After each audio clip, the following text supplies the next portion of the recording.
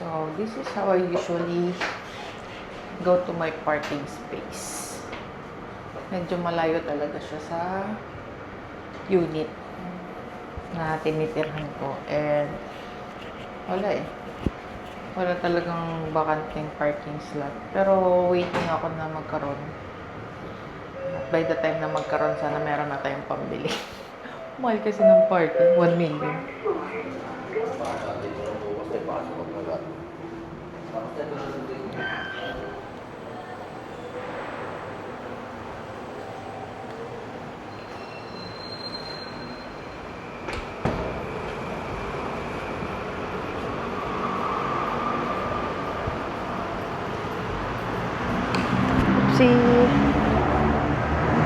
Wala ng araw. Lalabas na yung mga vampira. Joke.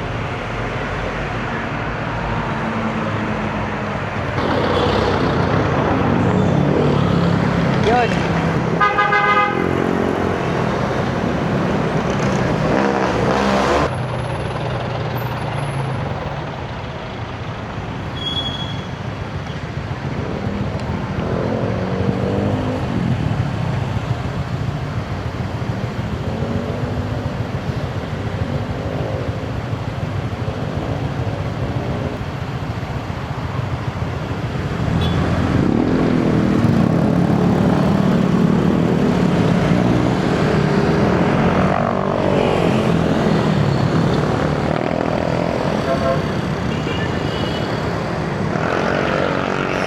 Slow down.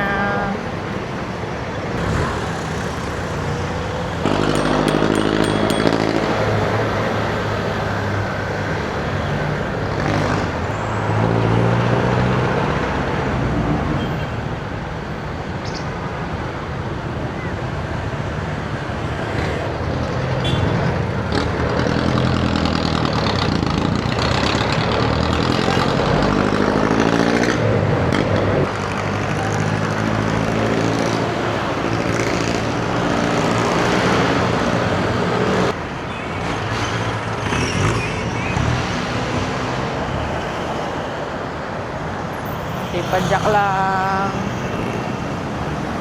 para mas mabilis.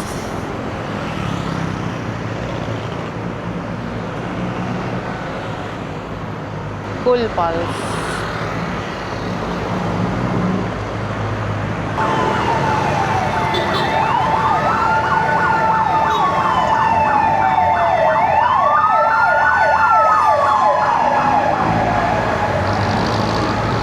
Uy, best pa.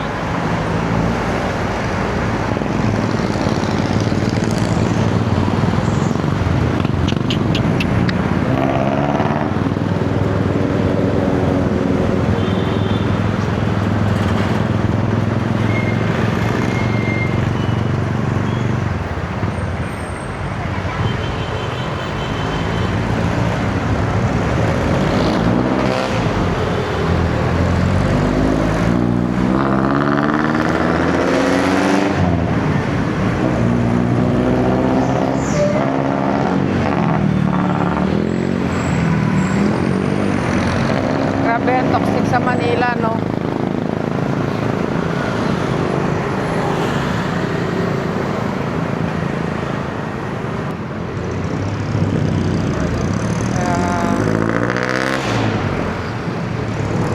Gusto ko pa mag-scooter. Dahil sa sumakay ng jeep. Pero minsan wala namang choice eh, lalo na pag naulan. Kailangan sumakay ng jeep papunta sa parking.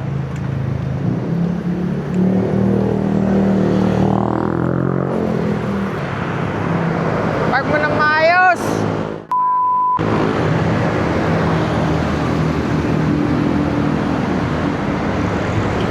Grabe.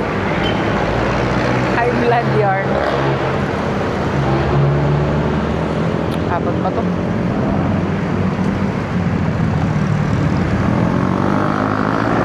Kasi pag jeep minsan, pag hintay pa ako ng mga 6-7 minutes bago pa ako makasakay.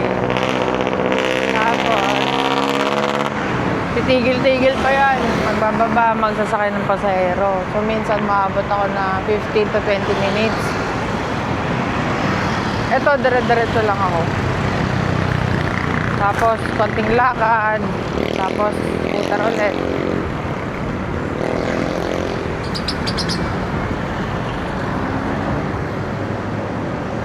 Kaya mas okay siya sa akin na naka-scooter lang.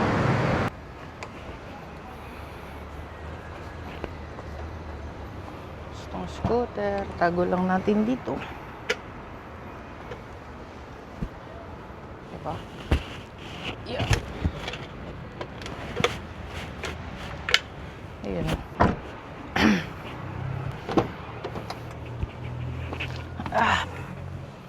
Mas mainit pa. Ayun.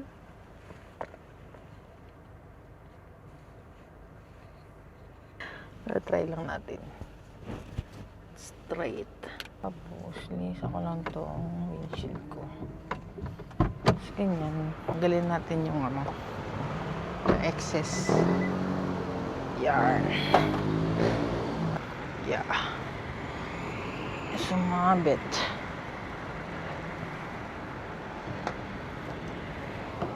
Yan.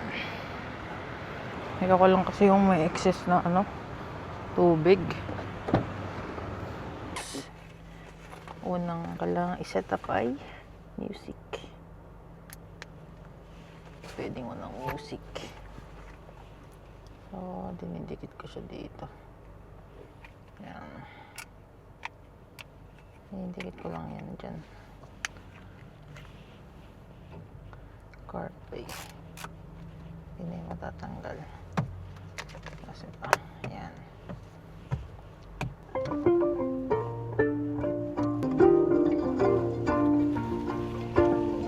His life you die for, his life you die for, the kind that colors the sky.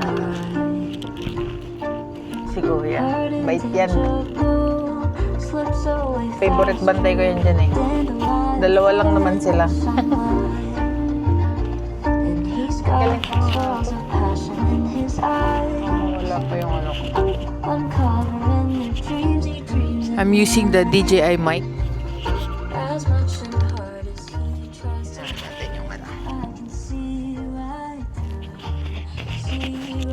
Yan.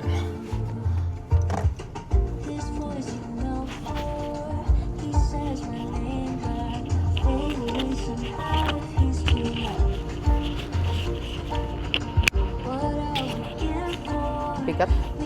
Kailangan na ba mag-gas? Next time na. Mamaya na lang. Uy, nagbaba. From 90 naging 89. Amazing.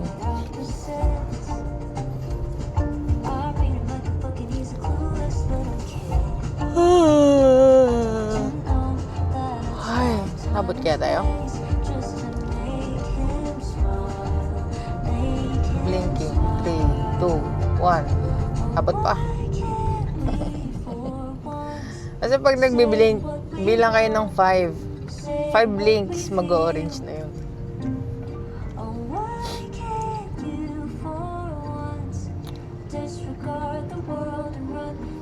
Ilang years na ba ako nagdadrive sa Manila? Nag-start ako after yung medyo maluwag na yung pandemic. Hindi man maluwag. Pandemic pa yun 2021. 2021. Kasi yung unang sasakyan nakuha ko, February 2021. Tapos, ginamit ko na siya sa Manila. Mga after 2 months. Nung kinuha ko siya sa Batangas. Tapos yun, travel ako ng pandemic. Sarap mag-drive noon nung pandemic. Grabe, walang sasakyan talaga.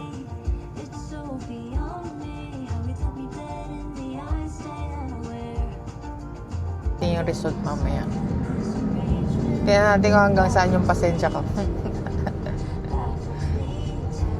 Minsan kasi sobrang yung patience mo pigil na.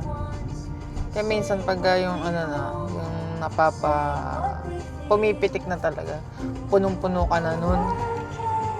Pero yung ibang rider dito, mga road rager talaga. Iba naman, walang pake.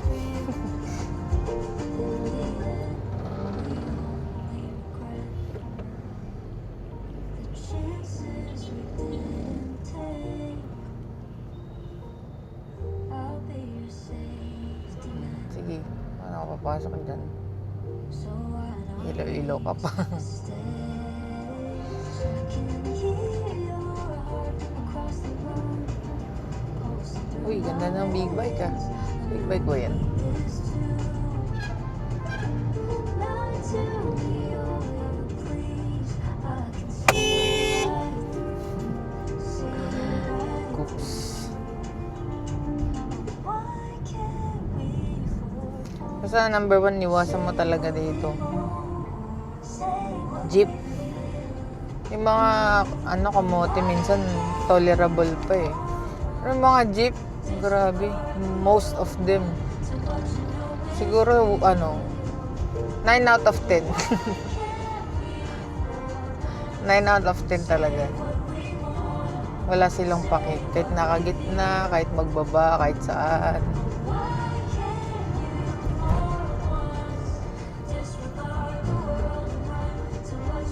Meron yung phase nung driving ko sa Manila na feel ko talaga na super toxic. Parang kahit di na ako nagda-drive, sobrang mainitin na yung ulo ko. Sobrang toxic talaga, na toxic ako nun. Kaya ang ginawa ko, inuwi ko yung sasakyan ko. Iniwan ko siya sa Batangas ng almost 2 years. Kasi ayoko na talaga mag-drive dito. Tapos nun, kinuha ko yung Vespa ko. Medyo mas naging cool driver ako nun. Nung motor yung gamit ko. Sunod doon din ako nag-start ng nagko-content ako ng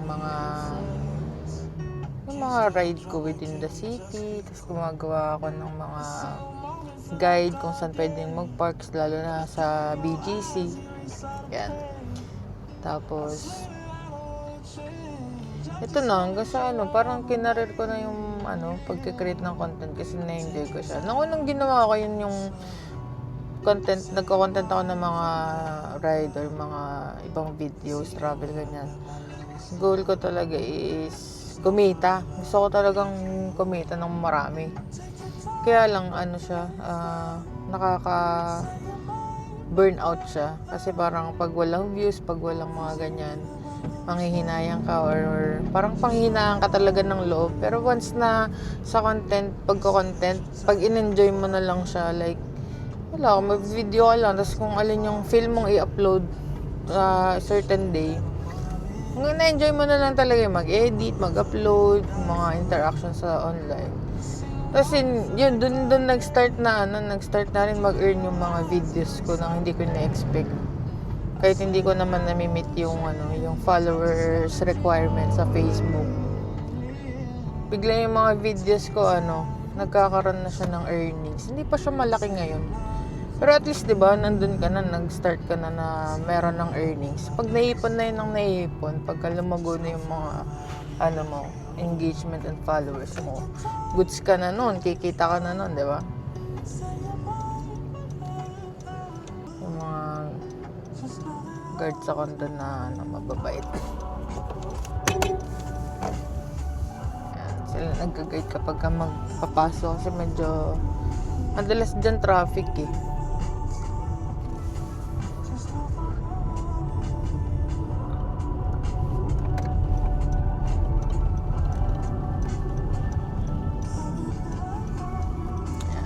Dito naman, kahit wala kang parking, pwede kang mag-park kahit mga 15 minutes. Yan nakalagay sa 15 minutes. Pero di rin naman nasusunod yun. Minsan kahit 1 hour, nandyan na yung sasakyan. May kailangan kang gawin. Yan, tapos gagawin ko, kukunin ko yung gamit ko sa taas. Tapos alis na. Yun.